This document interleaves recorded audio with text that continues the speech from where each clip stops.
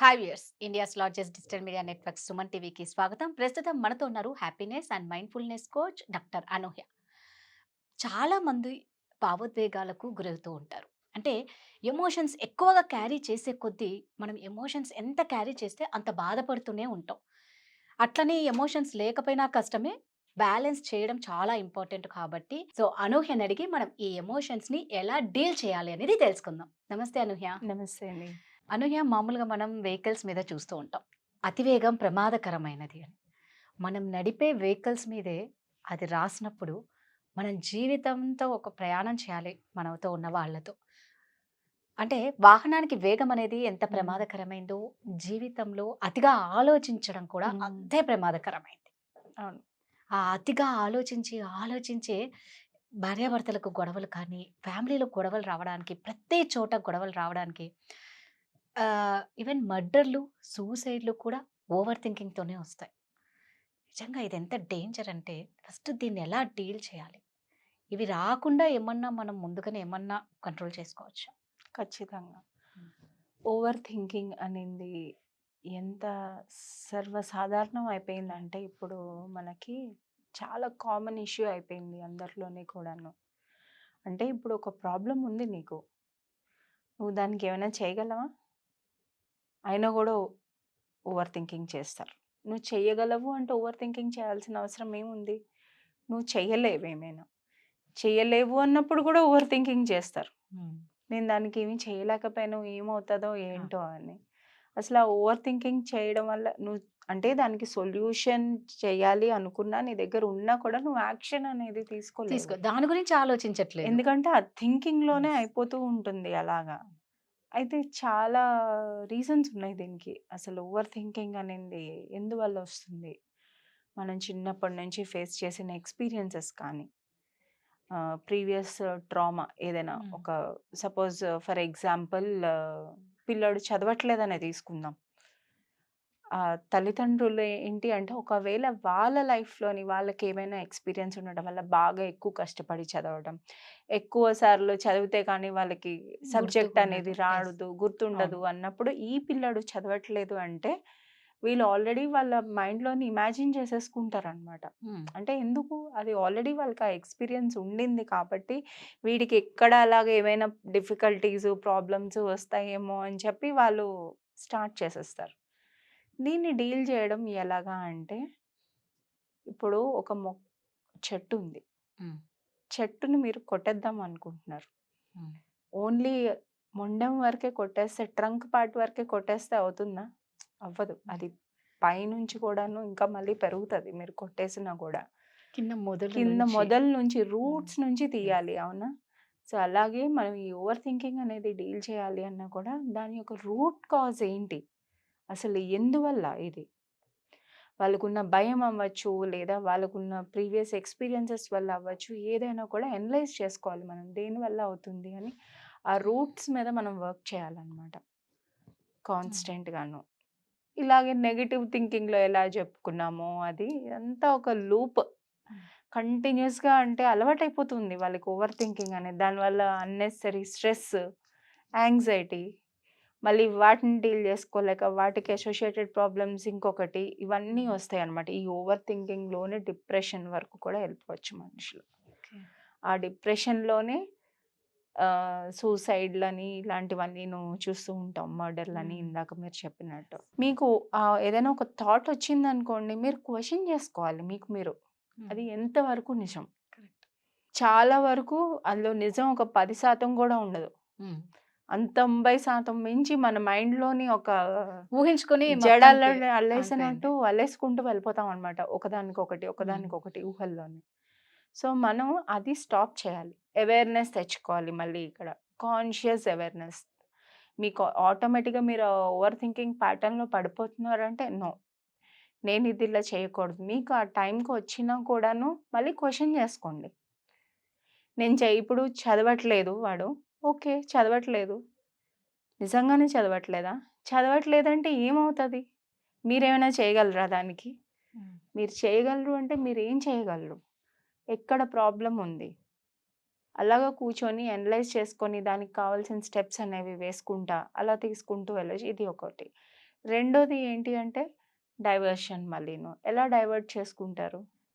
ఇప్పుడు ఖాళీగా ఉంటేనే కదా ఇలాంటి అంతే. అవును. ఆలోచనలన్నీను ఎక్కువ వస్తూ ఉంటాయి. కరెక్ట్. మీ టైంని మీరు ఎలా యుటిలైజ్ చేసుకుంటున్నారనేది కూడా చెక్ చేసుకోవాలి. హ్మ్.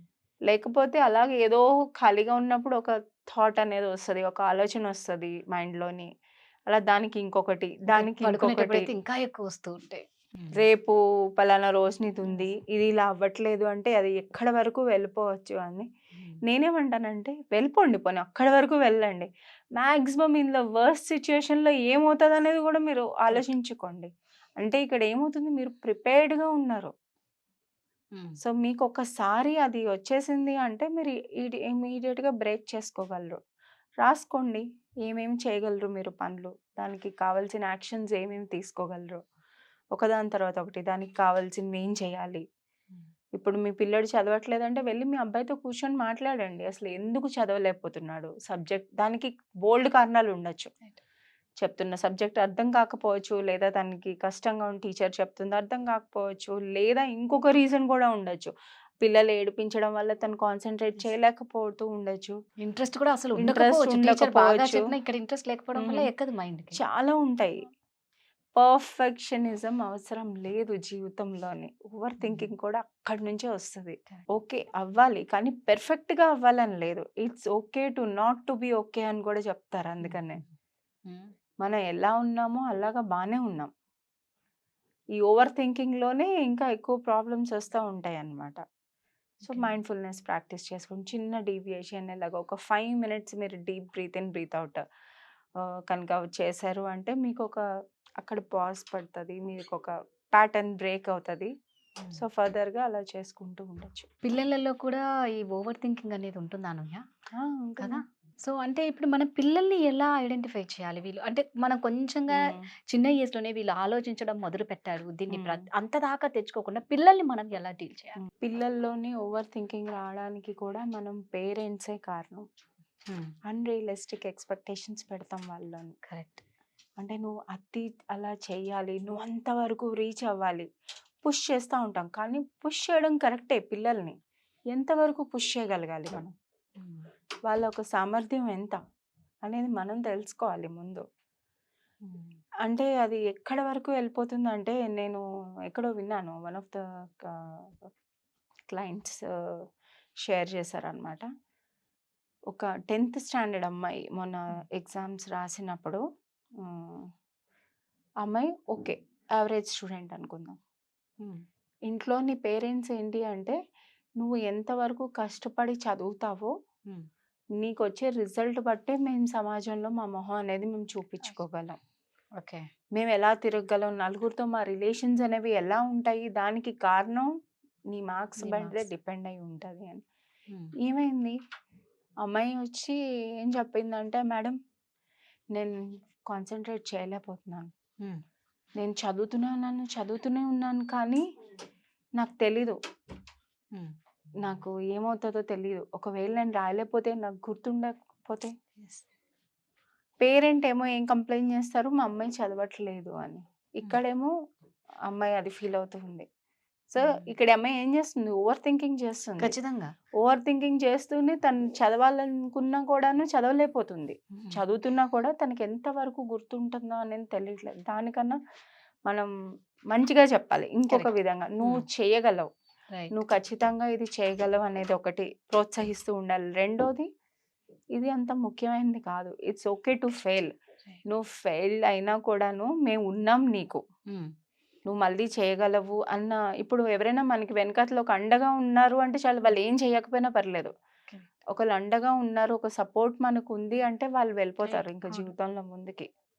సో, ఇలాంటి మాటలు చెప్తూ పిల్లలతోని ప్రోత్సహించొచ్చనమాట. నిజమే. అంటే ఇప్పుడు ఆ పేరెంట్స్ అలా చెప్పడం వల్ల అమ్మాయి చదువుకునేంత హ్మ్. ఉన్నా కూడా చదవలేకపోతుంది. బికాజ్ అక్కడ ఒక భయంతో చదువుతుంది. భయంతో చదువుతుంది. ఏమైపోతానో ఇన్ కేస్ ఏమైపోతానో? చదవకపోతే ఒకవేళ అని. నిజంగా నాకు రాకపోతే రైట్. ఏమైపోతది వీళ్ళ పరిస్థితి? నేనేం చేయగలను? నా వల్ల మా తల్లిదండ్రులు తలదించుకునేటట్టు అవుతది అది అని. సో, అనూహ్య మీరు వెబినార్ క్లాసెస్ స్టార్ట్ చేయబోతున్నారు కాబట్టి, సో ఈ క్లాసెస్ ఎప్పుడెప్పుడు స్టార్ట్ అవుతాయి? ఎన్ని డేస్? ఇక అదే విధంగా ఇందులో ఏమేం మీరు నేర్పిస్తారు? ఎలాంటి వాళ్ళు జాయిన్ అవ్వాలి మీ క్లాసెస్‌లో? జీవితంలో ముందుకు సాగాలి అనుకున్న వాళ్ళు, ఏమి ఓకే. చేయలేకపోతున్నామే అని బాధతో ఉన్నవాళ్ళు, హ్మ్. ఏం చేయాలో, ఎలా వెళ్ళాలో డైరెక్షన్ లేకుండా క్లారిటీ లేని వాళ్ళు, ఓకే. వీళ్ళందరూ కూడా జాయిన్ అవ్వచ్చు. అన్నీ ఉన్నా గూడాను ఇంకా ఏదో మిస్సింగ్. నాకు ఇంకా కావాల్సింది ఏదో ఉన్నింది అని హ్యాపీగా లేరు. హ్మ్. అలాంటి వాళ్ళు జాయిన్ అవ్వచ్చు. ఓకే. చాలా స్ట్రెస్ ఉంది వాళ్ళ లైఫ్‌లోని. హ్మ్. ఎలా డీల్ చేసుకోవాలి తెలియట్లేదు. హ్మ్. అలాంటి వాళ్ళు కూడా జాయిన్ అవ్వచ్చు. క్లాసెస్ ఎప్పుడెప్పుడు స్టార్ట్ అవుతాయి?